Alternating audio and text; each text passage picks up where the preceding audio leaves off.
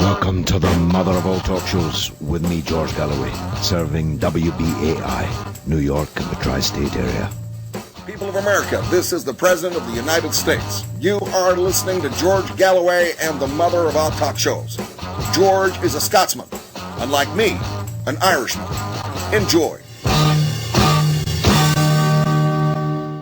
Good morning, New York and the tri-state area. This is George Galloway. This is the mother of all talk shows, and this is London Calling. I'm talking to you from rather dismal London town, where the summer or even the spring has scarcely started yet. But I understand the weather's fine where you are, and let's hope we can make the airwaves hot with the mother of all talk shows here today.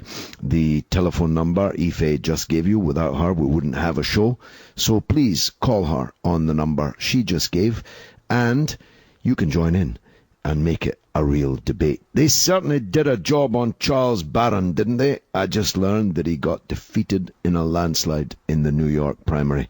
I, for one, am very sorry to hear that. Charles Barron would have made an excellent member of Congress for the people of New York.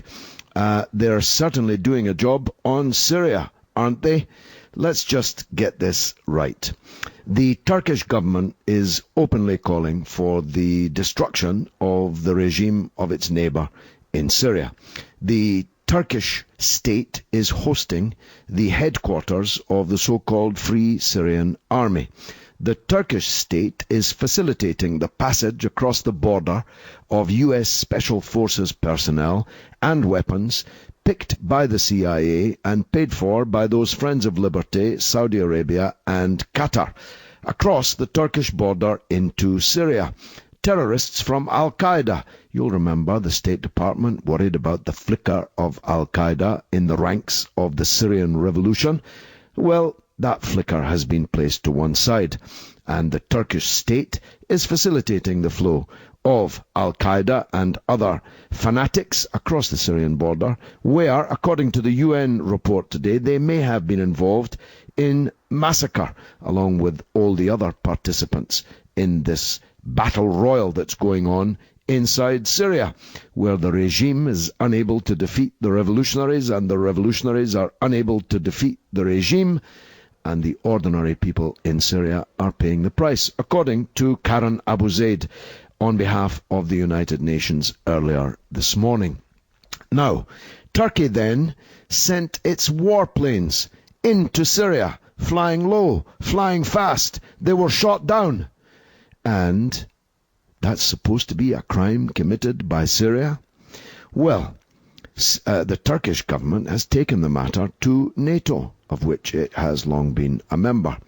Something they didn't do when Israel attacked their ship, the Mavi Marmara, and murdered in cold blood 9 unarmed Turkish citizens.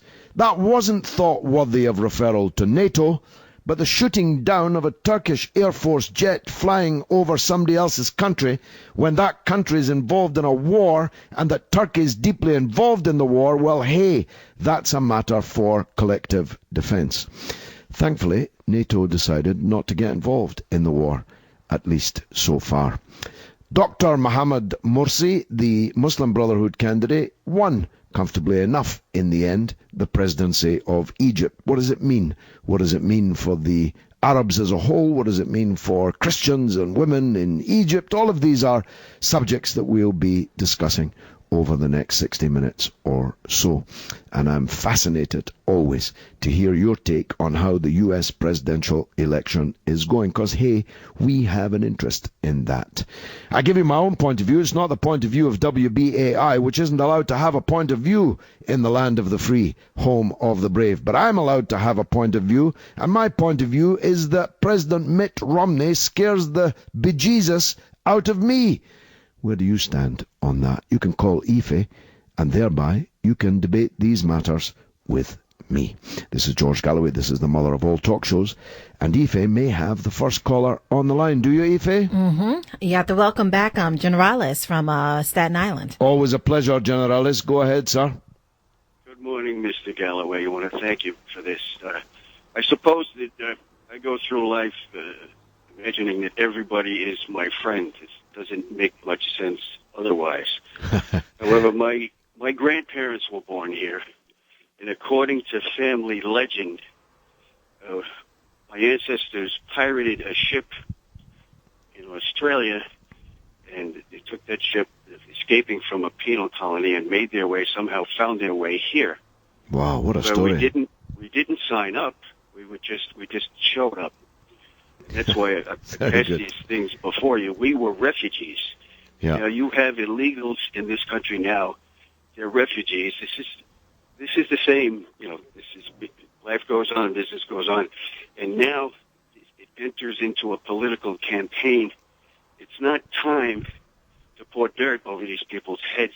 We hold these lives. They hear that we hold these lives in our hands, and it's time for America to step up to the plate and be responsible.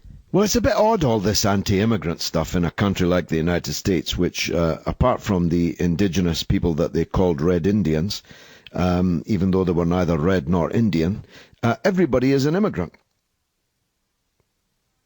Don't you think? Absolutely. It's time to be responsible and to take them into our hands. They're being taxed. They're sitting next to our children in the schools. And some of these political campaign issues, Americans make believe they're not here. Now, come on. Yeah, well, elections bring out the worst in people, generalis. That's the reality. Listen, thanks as always for your call, dear brother. I'm pressing on because I want to get more callers in this week. Aoife, do we have a second? Yes, you have John from the Bronx. John in the Bronx, welcome, sir. Yes, I want to make a statement about Germany and Israel. Oh, yes. Now, you know that when World War II happened and what the Germans did to the Jews. Not just the Germans. Not all the Germans, but most of the Germans were a part of that. Not just the Germans and not just the Jews. Who did try to help the Jews escape, or, whoever they could. Now, in my opinion, the Jews and those who support Israel are worse than the Germans and what the Germans did to them. No, John, that's off the park, man. That's off the park. I'll say that because what the Germans did, they did in the open. They openly said and did what they did. But what the Jews are doing to the Palestinians is hidden. They don't want people to know what they're doing. That's why I say it's worse. Well, let me answer it, John, because I can't allow that to stand or to pass. First of all, it's not the Jews who are doing anything to the Palestinians. It's Israel, it's the Zionists, and not all Jews are Zionists, and most Zionists are not Jews. Noam Chomsky is a Jew, man. So don't sweep. Norman Finkelstein is a Jew. Don't sweep or tar Jews with the crimes of a state which claims to speak on behalf of Jews but doesn't. Marx, you did, but you didn't say it about the Jews, and I'm saying it that some of the greatest progressives in all history are Jews. Albert Einstein, the greatest perhaps, who was offered the presidency of the State of Israel and who refused it, saying that he could never be president of a country that's future happiness was built on the past misery of another people. So first of all, it's not the Jews that are doing it to the Palestinians, it's the Israelis. Secondly, you cannot possibly compare Israel's crimes, which are many and which are profound, and which I've spent my whole life fighting, with the systematic annihilation of 6 million Jews, many of them in gas chambers. Nothing could be worse than that. Nothing could be as bad as that. The Holocaust, with a capital H, stands on its own as a crime unique in human history. There have been other massive crimes. The crime of slavery, for example, probably killed as many people, but it didn't do so on an industrialized basis with an ideological underpinning of building gas chambers and packing people into it and annihilating them. So I never allow, on any show I present, on television or radio or any public platform that I'm talking about these matters on, I never allow these kind of comparisons. Ife, give me a third call, would you please? Yes, you have Paul from Staten Island. Paul in Staten Island, welcome, sir. Paul, are you there, my friend? Guess not.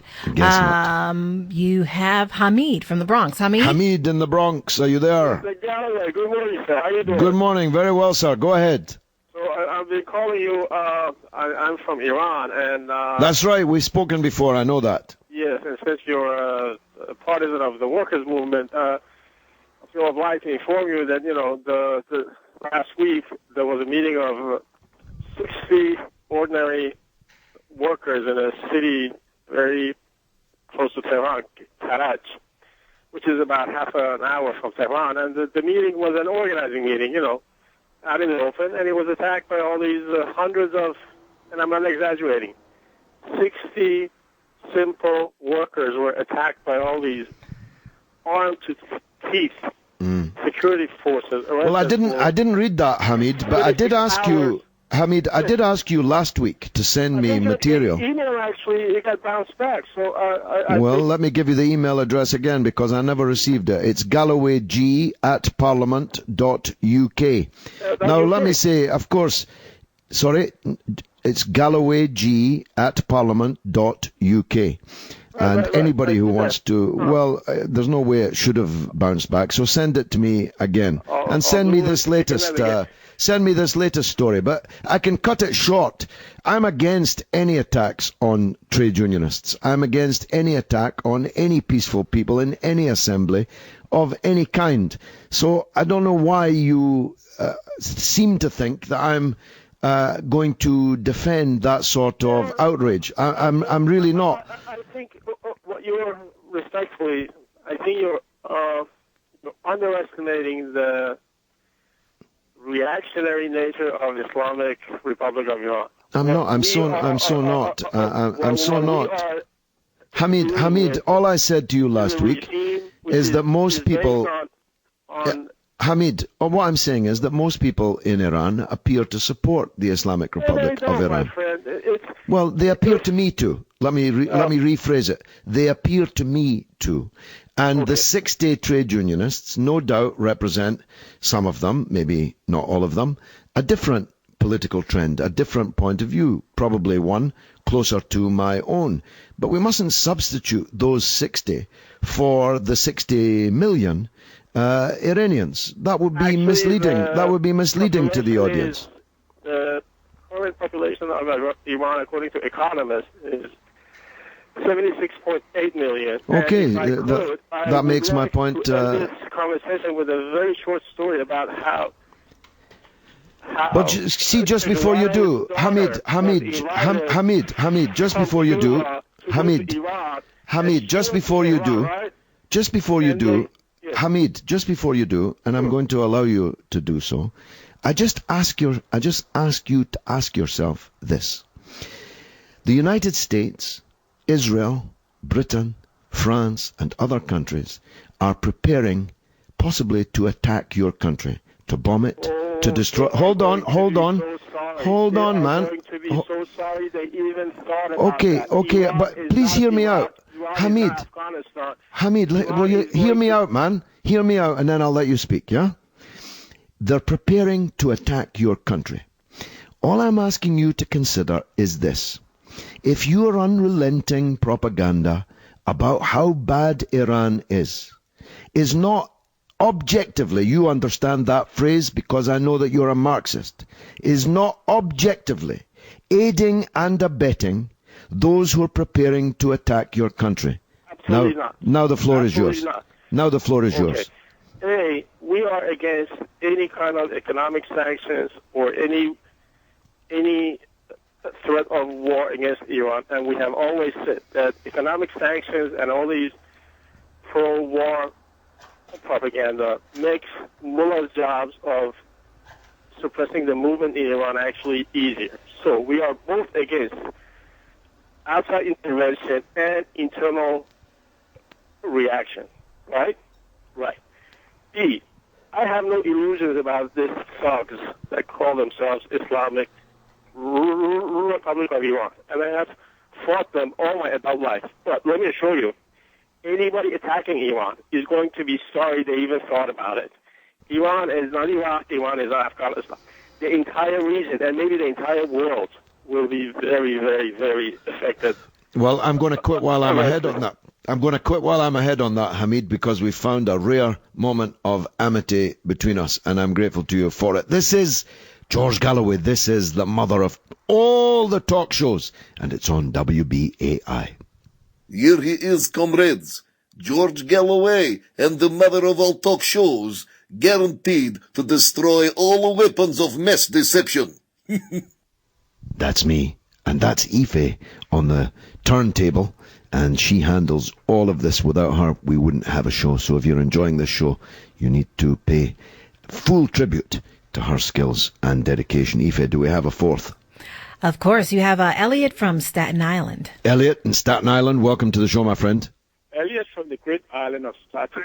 Marvelous. One thing that I would like to question about this referendum on the Supreme Court ruling. Now, isn't it too late for that? Why didn't the Democrats do that ever since? Now, in the first place, the Supreme Court caused George Bush to be elected, giving us this war and this financial crisis. That was a coup d'etat. Now they went and sold the United States government by passing this ruling that that corporations are citizens. I think they should be accused of treason and be tried and be put to prison. Well, that's not going to happen, and they did mount a coup d'etat. You're right, but they were only able to do so. They were only able to do so because of the invertebrate nature of Vice President Al Gore and the Democratic Party at that time. If they hadn't lain down and displayed the absolute obsequiousness with which the Democrats handled that whole crisis, we wouldn't have had these wars, and we wouldn't have had the disasters that have been visited upon us ever since. So I don't think the Supreme Court is going to be tried. I don't think it's going to be charged with treason, and I don't think there are that many takers for that notion. Perhaps unfortunately, but that's where we stand. Ife, do we have another caller? Yes, you do. You actually have Paul. He called back. Paul from Staten Island. Paul in Staten Island, welcome. Yeah. Do you think any of these elections are actually controlled, or is it really the failure of the population's either intelligence or conditioning, where they would elect a wrangle and not a baron, and they would elect I forgot the other one. That's okay. It wasn't a good line, so I'm not sure exactly what you said. But if can you hear me now? Yeah, go on, Paul. Oh yeah, I was saying, is it a failure of the people's intelligence, or is it conditioning where they would vote for, or the elections are controlled, where they would elect a wrangle and not a Charles Barron and so forth? No, look, first of all, politicians can control things if they want to do so. I never buy this alibi, for example, that's often advanced for President Obama, that he's not really in control. What can he do? It's the system and so on. That's BS. If Obama had a backbone, if he had cojones, he could have, when he inherited the presidency from the broken-backed and totally discredited Bush administration, he could have done what President Roosevelt did and transformed the landscape of America. He could have said, I've come in. The country is exhausted by foreign wars. It's been bled dry by Wall Street, and we're going to make big changes around here. And he could have done it, but he didn't do any of that.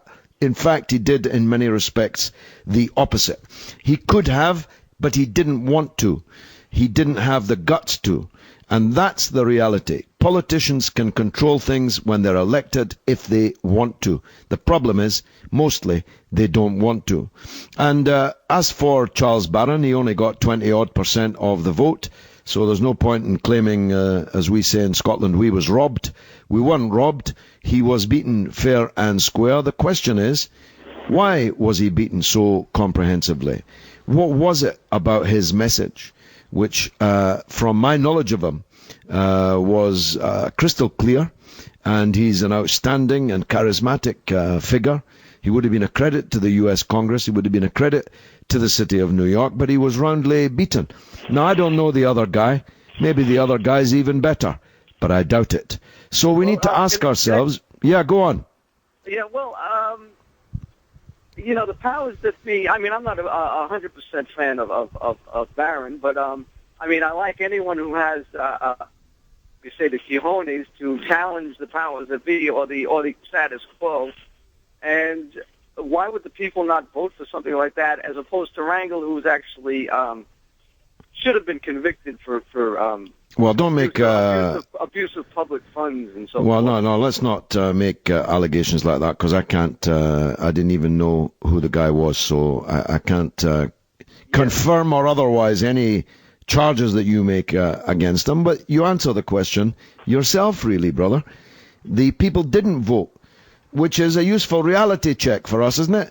Because we can easily weave our own cocoon here, that thee and me and 1, 2, and 3 of the last callers, that we represent the prevailing orthodoxy in the country, and we don't. And we're going to have to change that.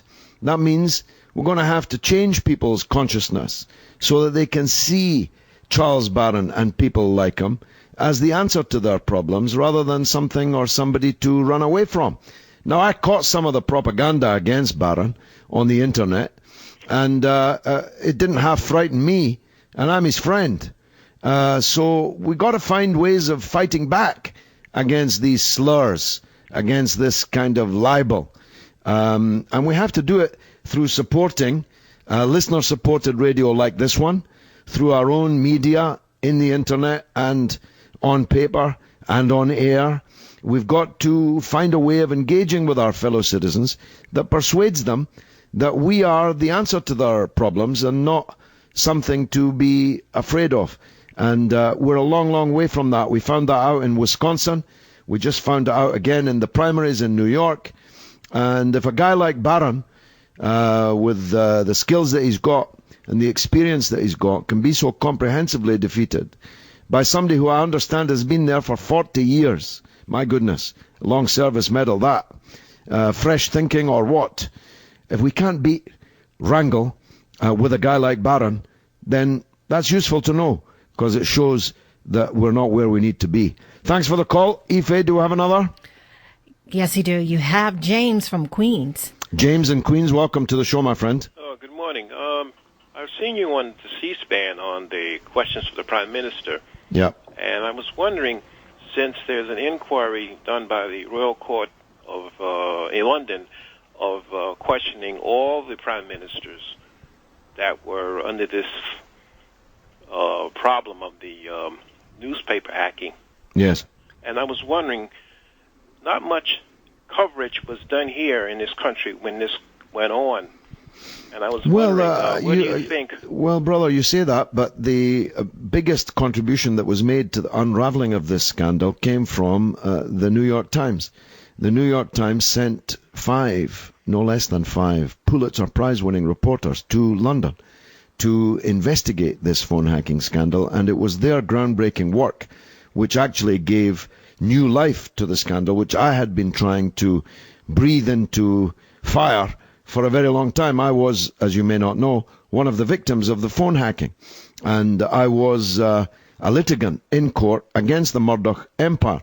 Secondly, Murdoch's biographer, I think it's Michael Wolff, Wolff is definitely his second name, has written a book called The Man Who Owns the News, which also has been extremely important. And thirdly, the News Corp, which owns the whole kit and caboodle, has just been forced to announce that it may have to restructure and separate its Fox News, Fox Entertainment divisions from the divisions that own the media, Wall Street Journal and the Sunday Times and the Times in London and so on, and other papers around the world.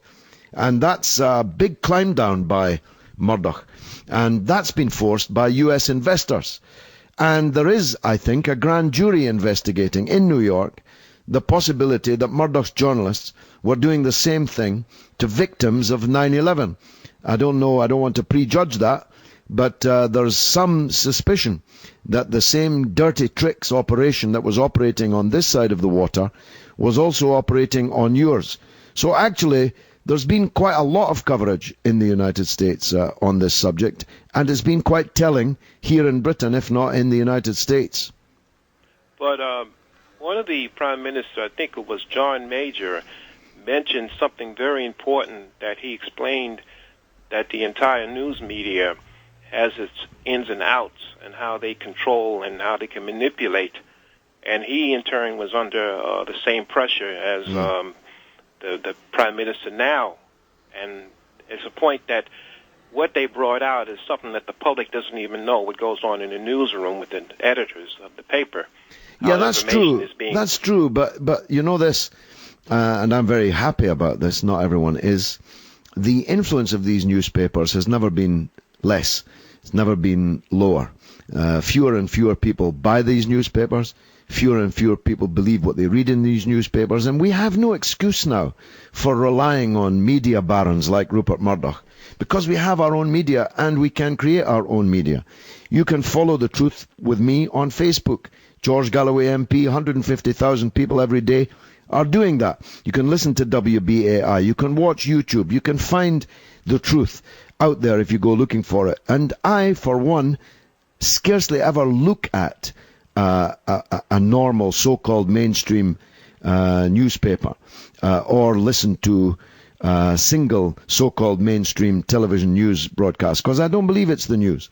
I'm tuning in to Press TV, for which I work. I'm tuning in to Russia Today. I'm tuning in to Al Jazeera sometimes, to Al Mayadeen, the new Arabic station, which is going to burn up the track, I promise you. So we have a proliferation of media now, and we need to keep that going, and we need to get people listening and tuning in and reading that media rather than the media owned by the billionaires.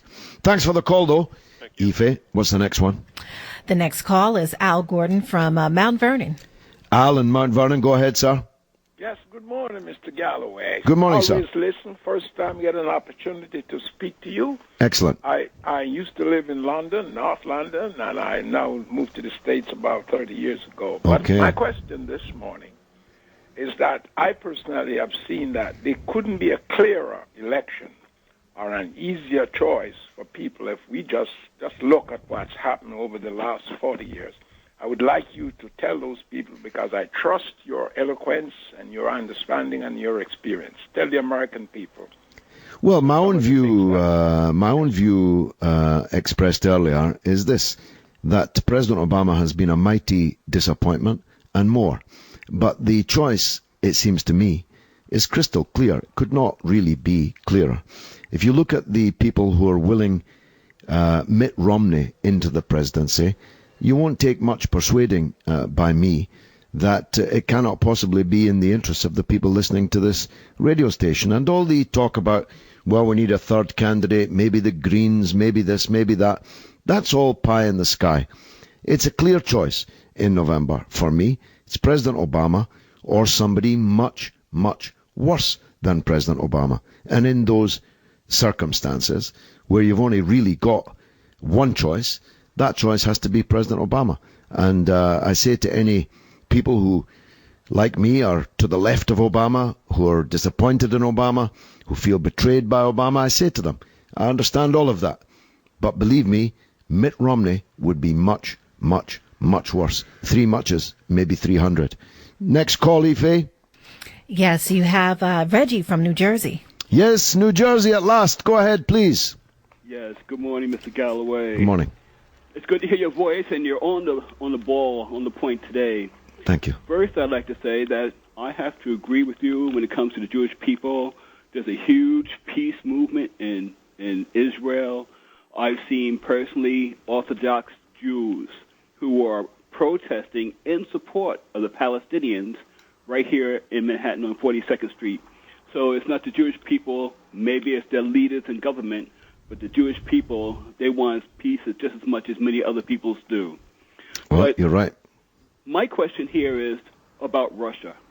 Before, and the role Russia is playing right now in the world, I kind of admire President Putin, but I'm unsure about exactly what their philosophy is right now.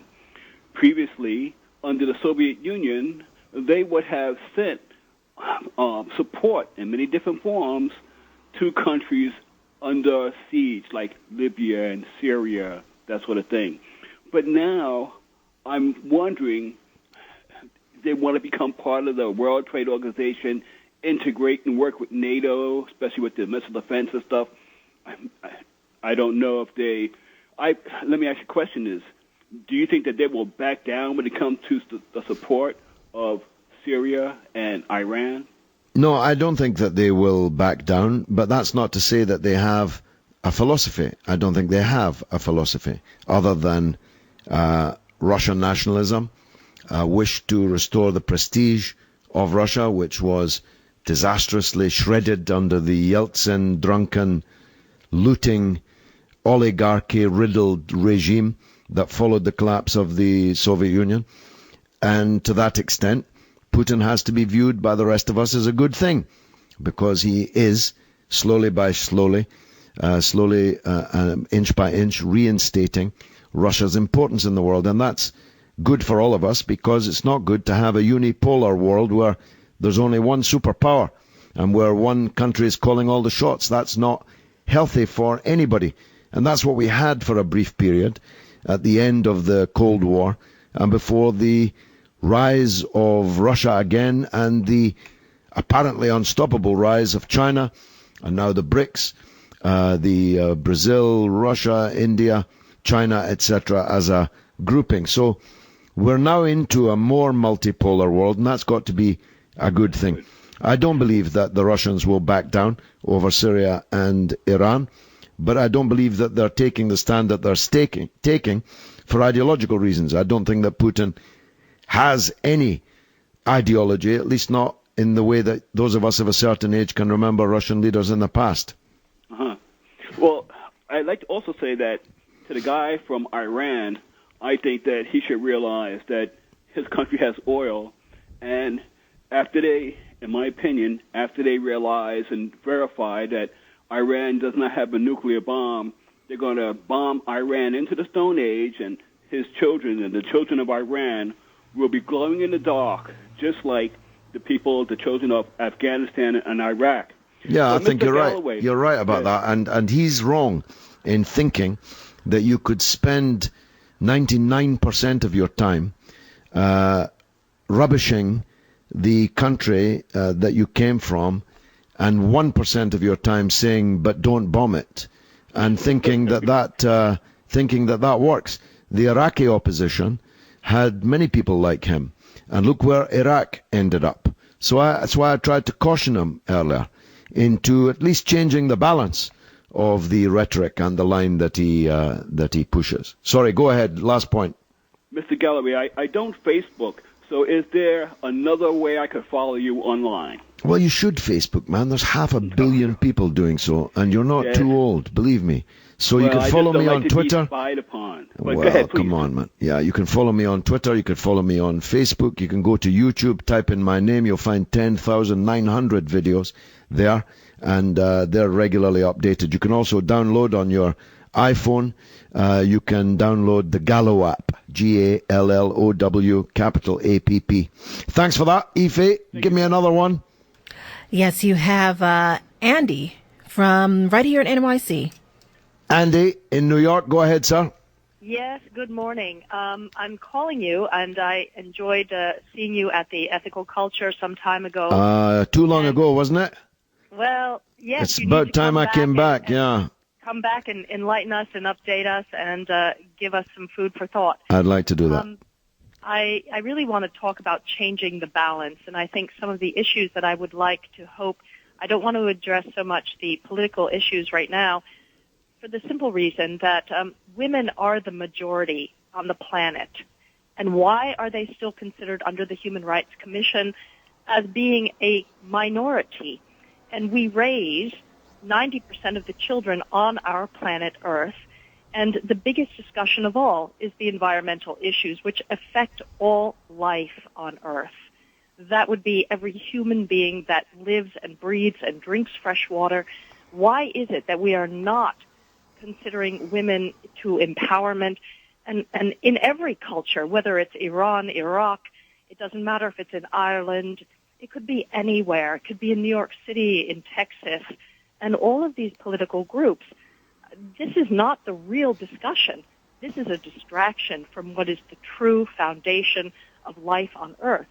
The essential issues are environmental, and why is it that women are considered a minority and a protected class when, in fact, women are the majority on this planet?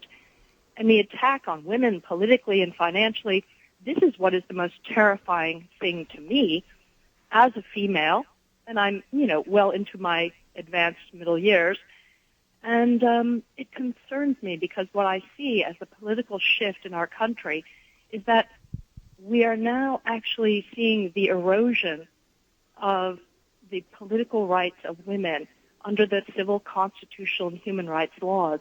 And what our Supreme Court is doing is destroying what has taken hundreds of years to create. And give me an example. What are they doing to destroy it? Well, I mean, the choice of women to have their own sexual and reproductive choice. That would be very simple. I mean, we're seeing a huge erosion on that. All sorts of different aspects of that. The attack on women politically and financially. You keep saying that. You keep saying that, Andy. Tell me what you mean by the attack on women politically and financially. Well, for example, the city of New York forces women who are in poverty into what is basically, in my opinion, slavery. They're forced, if they're taking public welfare, to go and work in jobs, and if they don't, they lose their public benefits. But that's an attack on poor people, isn't it? That's an attack on poor people. But it's primarily women for the simple reason that they are the ones who are actually bearing the burden of paying for their lives and their children's lives. And that's the really big issue, is that it's all about the children. And those children are both male and female. And who is educating them? Who is raising them? Well, as you raise the abortion issue, let me ask you this. You said, what about the children? What about the unborn children that are being aborted? Do they have rights? I think that these are very personal issues that should be decided by the individual according to their personal beliefs and their faiths. I cannot ever... Yeah, but who's going to speak up for the children? They can't speak. They don't have personal beliefs and faiths. They're unborn. You're correct about that. And it's not a discussion that I think it's a huge discussion that needs to be had. It is. You're right. But as you raised it with me, and as I'm opposed to abortion, I'm duty-bound to make the point that there's at least a glimmer of a contradiction, because I believe that all human beings have rights, including unborn human beings. And I don't accept that this is purely a matter for women. The child has rights, and children cannot be disposed of just because they're unborn, because they're helpless. Go on. May I offer a point of view, and that is that this is a larger discussion, and that has to do with the fact that we marginalize the role that women play in our society to the degree that we do not properly educate our young girls and our children and our young men regarding the responsibility that comes with creating life. Okay, I'm with you. I'm with you on that, Andy. And you're right to say that it's a much bigger discussion. I just felt I needed to focus at least on one part of what you had to say. But I'm grateful that you said it. I think you're the only woman caller of the day, and believe me, that's not by choice on my part. Thanks, Andy in New York. Ife, try and find me another woman caller, will you, please? Well, not now. Sorry. All right. You have Tom from New Jersey. Tom in New Jersey, welcome. Hey, George, how you doing? Good, thanks. Very good. Go on, sir. Yeah, I guess I was going to talk about. I'll talk about two things. But I was going to, piggyback on what the previous caller was talking about. There's a lot of like a racialized component to that reproductive rights. You have American Indian women, even to this day, very high sterilization rates on reservations. Yeah. There's a whole history of women of African descent under slavery. They were encouraged to have, lots of children because the children then became the property of their slave owner. Sure. And then after slavery, there was all about birth control, sterilization, and especially, in the southern United States. So there's a racialized component to that reproductive rights issue. Yeah. But actually, what I wanted to call and talk about was more about what I would say is like the austerity agenda in the United States. Here in New York City, I'm a professor at the City University of New York. Oh, wow. And there's I can see it coming. You can see evidence of it. But the point is that there's a lot of effort being put into privatizing, secondary schools, universities, regular public schools, and the way that it seems like they're doing it is by sabotaging you have lower, less resources, less money. Yeah, set them up to fail, and then say, look, they failed. We need to try and commercialize all this. Right, and you can see with the post office in the United States, like I think it was one of the, maybe even the CEO of FedEx is on this board suggesting to the post office you have to fund your pension 75 years into the future, a standard under which no private company is held. And so in that sense, you're sabotaging the post office because you can understand that, UPS, FedEx, they all want a chunk of that, like first class, and then possibly the entire postal service. And so it's really about... Well, you bet, Professor, and we've been down that road. It's hard to know whether you're following us or we're following you. We've been going round in circles so long, perhaps we don't know who's following whom, but we're definitely on the same the same road. And that's the road that Orwell, to paraphrase him, that gets the pigs standing up and uttering the mantra that private is good and public is bad. And one of the ways that you make that more popular is to ensure that the public is bad, that the public sector is bad, that the public post office is bad, the public schools are bad, the public transport system is bad. And before long, you get people being ready to accept the privatization of those public services in the hope that they'll be better at least than they were in public hands. Professor, thanks for that. I'm pressing on only because of the lack of time. It's the mother of all talk shows with me, George Galloway, on WBAI. This is the President of the United States. Yes, I promised you change. Change you could believe in. Well, here it is. George Galloway and the mother of all talk shows. Well, that was President Obama, not. But this really is George Galloway. Ife, do we have another call? Yes, well, you called for it, and you have Sandra from New Jersey on the line. How happy am I to talk to Sandra in New Jersey. Sandra, go ahead, please. Hello, morning, George. Good morning. Thank you. I want to comment on abortion. Yes. I don't believe in abortions, but I believe it's a very personal matter, and what I do believe is an individual's right to make that decision for themselves. I don't believe in it, but what I do believe in a person's individual right to make that decision for themselves. That's all. Thank you. Thank you, Sandra. I don't disagree with that, but we oughtn't to, as I thought Andy was in danger of doing, of being rather glib about this subject, because there's more than one life involved here. There's the life of the mother who has to make the decision, but there's also the life of the child that's not in a position to make a decision and is helpless whilst that decision is being made. That's all I'm saying. Ife, give me another call. Yes, you have Vic from Chester, New Jersey. Vic in Chester in New Jersey. They're coming thick and fast in New Jersey now. Go ahead. Yes.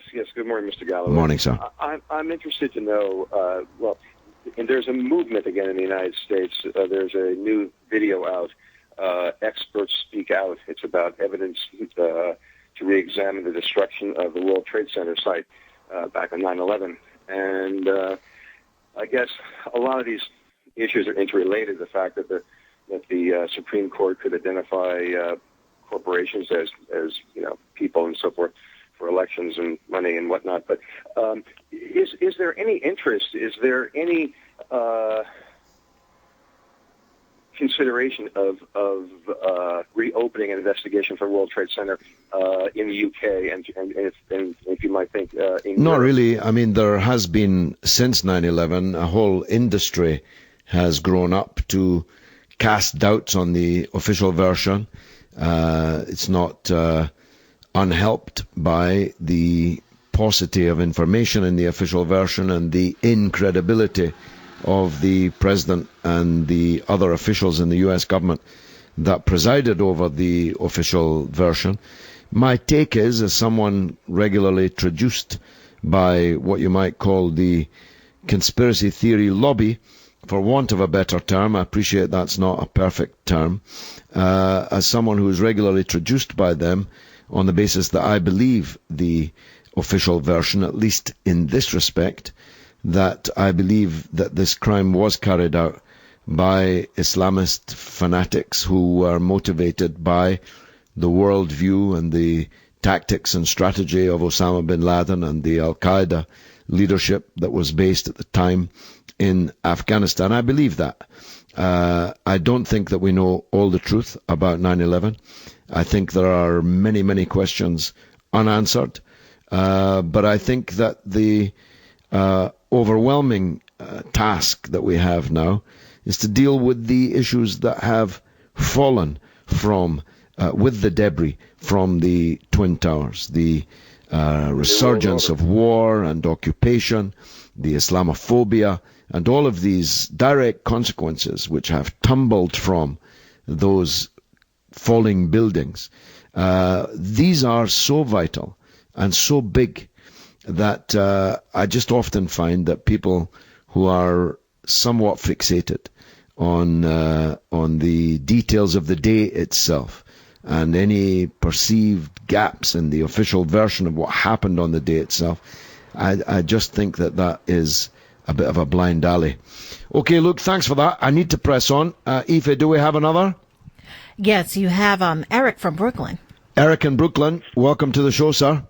Thank you. I love your show, and I appreciate a lot of what you have to say. Thanks. But I have a problem with this idea that President Obama is a lesser anything. You know, you have a man that has given up so much of the world, you know, humanity's freedoms. You know, you have a man that signs the NDAA and legalizes the capture of people that are potentially innocent and people that could be locked away and you know, just discarded on suspicion. What could be worse than that? What could Romney do that's worse than that? You know, well, you have a man that's dropping bombs on millions of people. Well, I think you know in your heart that Romney could be worse than that. I think was George Bush worse? Well, let me ask you a question then. Was George Bush worse than Barack Obama? I think Barack Obama is every bit as bad because you can't say that, man. George Bush killed 1 million Iraqis, man. George Bush killed 1 million Iraqis. Then why has Obama's administration not prosecuted the criminal acts of these people? That's bad. You know, that's bad. It's bad, man. That is bad. But it can't be as bad as... Because they're all criminals. It's bad not... participate in the same inhumanity. It's bad not prosecuting the criminals, but it can't be as bad as the criminals. Now, you know... That's the reason you hesitated. You know that Bush was worse than Obama, even worse than Obama. Let me put it that way. Absolutely not. Well, I didn't come on. Because I know. I hesitated because how to put it, you know, in terms of... So Obama is worse than Bush. That's your point, yeah? I think Obama is equally bad. And so it doesn't matter. So it doesn't matter if Romney beats him. Is that your point of view? Put people's name on a hit list and assassinate them, sir. How can that be any less than anybody else's action? Well, it's less in quantum for a start. George Bush killed 1 million people in Iraq. He killed hundreds of thousands in Afghanistan. If he could have, he would have invaded Iran. Well, it's a potential to kill is not... Look, can we have a relativist discussion here? It cannot be as bad to authorize the assassination of individuals as it is to actually assassinate 1 million individuals. It cannot be as bad. Individual using bombs that kill the whole village. Yeah, but they don't kill 1 million. They don't kill 1 million people. They didn't kill hundreds of thousands of people in Afghanistan. Is it okay to kill It isn't. 100 people? Who said it was okay? Who said it was okay? My problem. Who said it was okay? The idea that all of these acts are somewhat less than other acts. Just because there's 1 million people doesn't mean that the hundreds of people or the thousands of people that this other government is doing. Well, you might think differently if you were. Well, you might think differently if you were a family member of some of these people. Well, you might think differently if you were a family member of some of the millions killed by George W. Bush. If you really think what you've just said, then I question your political sanity.